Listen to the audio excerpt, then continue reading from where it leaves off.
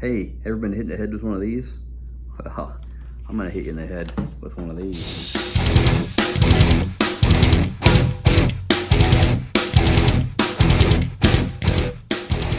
That's right, today we're gonna look at HM issue number 141, Living Sacrifice on the cover. This mailing label, subscription label has been redacted for legal purposes. I'm gonna get in the Wayback Machine and take a look back at the March-April 2010 issue of HM. Always loved having Living Sacrifice on the cover, and by this stage in their career, they were so tight and so excellent and so heavy in concert. I always loved doing the black masthead on this. It was an exception to the rule. The rule was this part was red, and this bar right here was black with a little white trim line between the two. And because this photo, you know, they were all wearing black, it just seemed so fitting. It looked so much better with the black cover. I mocked up a cover of, you know, a version of the red and the black, and this just was superior. I just love it to this day. Some Gwen Stacy named after Spider-Man's girlfriend. The Crucified Pillars of Humanity re-released on Tooth and Nail Solid State Records, which was cool. And then Infinite Order, the Living Sacrifice album this cover story was based on, is in here, which is great. Look and check this out. The Abominable Snow Tour, Living Sacrifice, War of Ages, Shai Hulud, Secular Band, Lionheart, and The Great Commission. So how cool was it in this day for these bands to be touring together? You know, the dream of Christian heavy metal, Christian rock was coming true in 2010. A lot. You know, case in point, Vans Warped Tour. What percentage of those were Christian hard music bands? This is really cool. This is a Bible ad. It's an apologetic study Bible for students ad in HM. It's really cool to get the balance of different people wanting to reach the HM magazine audience, which is mostly male. I guess about 75% male between the ages of 13 and 22 on average. Most of them are like 16 to 22. And here's a book ad. Stickers and More, one of my favorite companies to do business with. Love the people behind them, Toby Hancock. And you know, his son dated Miley Cyrus's sister at one time. They broke up and he's married to someone else now, but interesting little trivia there. Cornerstone 2010. They had the HM magazine stage. Look who was playing there: Skillet, David Crowder, Flatfoot. Flatfoot put on amazing shows by then. The Devil Wears Prada, Demon Hunter, Iona. Whenever they were at Cornerstone, it was always special. Glenn Kaiserbrand, who is that? Doesn't he play in Rez or something? Yes. Reliant K. This was after the Two Lefts Don't Make It Right But Three Do album, I think, and which had Deathbed on it. Great stuff. House of Heroes, killer band. Okay, letters to editor. Check this out. What Zach Wilde says: greatest interview ever from Ryan. Wow. And he was really impressed by our Striper show. Bellyacres is one of the companies at Jesus People USA, the people who put on the Cornerstone Festival. They have like several companies, and they used to pool their money together like Acts chapter 2, or have a community income. And this company made t-shirts, some really good t-shirts, as well as doing merch for bands and whatnot. Check it out. Check out the Scary Core band member in Templar, scary makeup. And who's in here? Azrael Dine, Demon Hunter, and Norma Jean. 3 mainstay bands in the 2010 era. Lots of different music news here, of course. Hard Music Cabinet. We had 4 people: Jim Layton, Matt Robinetti, Nicholas Sawyer, and Tim Cruz. Just reporting like from the street, you know, people that are out there across the country and around the world telling us about what they're into and what's happening in music for them. U2 played with Muse in Reliant Stadium in Houston. I remember I was put on the guest list, +1, and Doug Pinnick came with me to this show. It was just a phenomenal show, and I think U2 is an amazing band. Staff picks. Here's something. There's no key to explain that that these staff people were picking top 5 albums of 2009, favorite live show and favorite indie artist. Face Down Records, another Gwen Stacy story. Subscribe to HM Magazine. Diaz Vale. Check this out, Rock and Roll Mission Thailand. This dude, Gary Lansdowne, is a missionary. I think he's sponsored by a Vineyard Church in the Minneapolis, Twin Cities, St. Paul area. And he did music missions. He worked with Frustuck in Poland and some bands in Thailand, and he brought Disciple over to Thailand or someplace that's crazy. And he kind of joined together missions with music, in particular hard music bands, because he knew that they would attract hard music enthusiasts in other countries that come see an American band play. And this is a cool thing that he might still be doing. Artists to watch. Notice how it's kind of a funky backwards headline. These are bands that we were just pointing the spotlight on. You might recognize some of these bands. And before there was Roslyn, they're still doing music on the Sharon Collective. And they had an album called The Fuhrer, thus the fascist imagery. The Fuhrer embodies the enemy of truth, which isn't just the ancient serpent we read about in the text, but also the human heart when it's consumed by its lust for power, greed, and all the things that can consume a man. Cool. Red and black. What a great color combination. HM, Hitler, we all used it because it's a great color combination. This is an advertising section I did called the Rock and Roll Town Hall. So if you were a band, you could fill out this interview, the who, what, where, when, and whys about your band and the releases and stuff with your photo and stuff. And it was on a color page in the magazine. Can't remember what I charged for this, but it's indie bands that wanted to get known and weren't on a label or weren't having publicists work for them. This is a way they could get some coverage in there. And it said advertisement in real small print at the top. Free shirt. No One Underground is reaching people for Christ. Oh, cool. That's a right-on ministry. Airchecks Digital Servicing. This is a way an indie band, could get on the radio.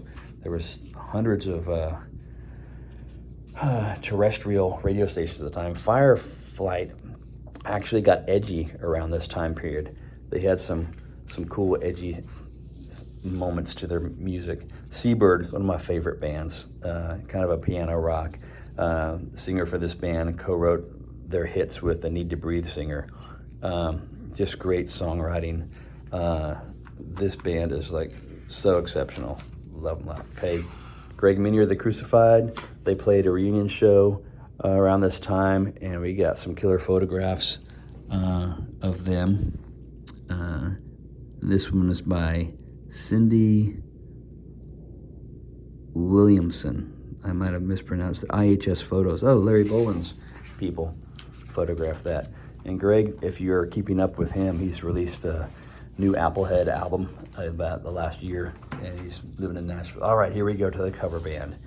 You don't tug on Superman's cape, you don't spit into the wind, you don't pull the mask off the Old Lone Ranger, and you don't mess around with Living Sacrifice. And I love doing the color spreads on the feature artist, and I love having a page with nothing but a blow-up quote and a great concert photography shot, and so happy to do that. And then filled in the story here. I think this particular cover story was assigned to another writer who's a great writer, but he did not get along or jibe, and according to one of the members of the band, didn't research the band or their new album well enough, and the person in the band reached out to me and said, hey, can you get another writer to do this story for us? And so I jumped in and did this interview. It's mostly a Q&A format where I ask some questions. Dead by Sunrise, Chester Bennington from Lincoln Park had a new band, got to do the interview. Social Justice Begins in the Womb by Brian Kemper, the founder of Rock for Life and Stand True. Awesome dude, and hope you're friends with him on Facebook. He continues to fight the fight for the unborn. HM Hardware, get it? Hardware, hard music, hardware. This particular t-shirt did really well for us. We had different designs throughout the years. This was the second incarnation of the photography version. Actually, the third or fourth. I think we had 4 of these. We had the one with the Josh, the singer for Society's Finest, and then we had Adam, the bass player for Mortal Treason, who was face down on stage with the bass in his hand. And this was the third with Devil Wears Prada singer bending over backwards. And then the fourth, I think we had Sonny of POD raising his hands in the air. Outcast BMX. How glamorous or not is the lifestyle you lead with an outreach BMX team? He said, glamorous is the last word to describe. We drive 14 hours, sleep, drive 2 more hours, set up the ramp, very heavy, try to connect with the pastor who brought us out, chill out for a bit, do our demo, tear down, do it all over again. And so you're probably familiar with that kind of drill. We like to highlight stuff like that. Starflyer 59, HM back issues. We used to always highlight those and sell those. We sold them for the same price, like $350, the cover price at the time. I think at one point we raised the cover price to $395 later on in this era when paper went up and stuff. Some of these are still available as back issues. You can still get that one, that one, that one. I think that one's sold out. The Ugly Truth Behind Christian Rock. That got us kicked out of the Lifeway stores. And the 20th anniversary issue, we still have those. Yeah, it did go up to $3.99. Living Sacrifice. I gave it a 4. The writer gave it a 3. Seabird, I gave it a 4 because I'm the editor. The writer only gave it 2.5. Man, what was he thinking? Starflyer 59, gave it a 4. Ooh, Shape Stars Make. Both me and the writer gave it a 4 out of 5. Oh yeah, let's go over the rating system.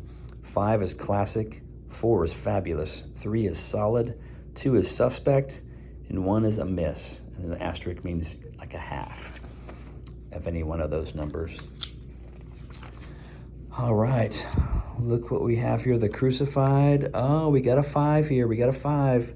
5 means it's a classic, and you know, Pillars of Humanity has stood the test of time for decades as a classic album, thus the true blue rating of 5 out of 5. I was kind of stingy with those, with the extreme.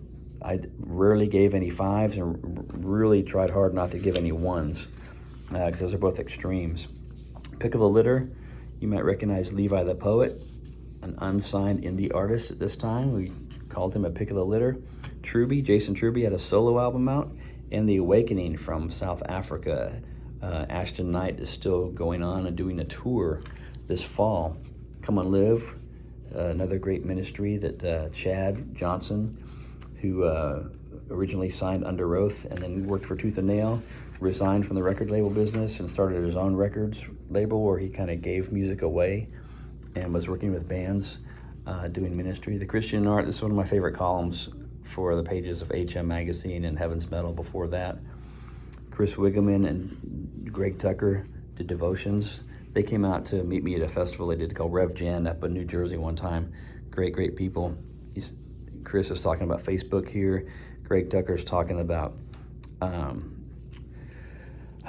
keeping a zero balance. He talked about a little story here about somebody who bought a Starbucks every day in the morning and then only paid his $30 minimum fee on his credit card. And after a year or so, he had thousands of dollars in debt. He talked about that. Here's another Come and Live ad with White Collar Sideshow, who was on the cover of HM 139, I believe it was. So just a couple issues before this issue. Here's our lifestyle section where we reviewed gadgets and DVDs and books and stuff. And this is always fun. And I had always loved when, and so I think so did the musicians. These are Christian guitar players and bass player who are using GHS strings, and they're in this gang ad for a regular music company's ad spotlighting these artists. It was kind of a step up for Christian rock to get these kind of ads, and we were like really stoked to have it. Here's a book by Steve Scott. He was one of the original artists signed to the Warehouse ministry up in Sacramento with the 77s and Vector, Charlie Peacock, and First Strike metal band. This is a small business card size ad section we did, which made it affordable for indie bands to advertise. Smaller ads, but in color, get some attention, give a place for the indies. Rise Records, kind of a mainstream label that had some bands on it that had Christians in it, and they did spread ads in the magazine. Look at this Video Rocket, home of the HM Magazine podcast. Wow. Creation 2010. And both on the West Coast and the East Coast. Here's the back page. This was never an advertising space available for sale. I kind of always considered it that God paid the price with his only son. So he had the back page. We always did kind of a message thing, like what's missing.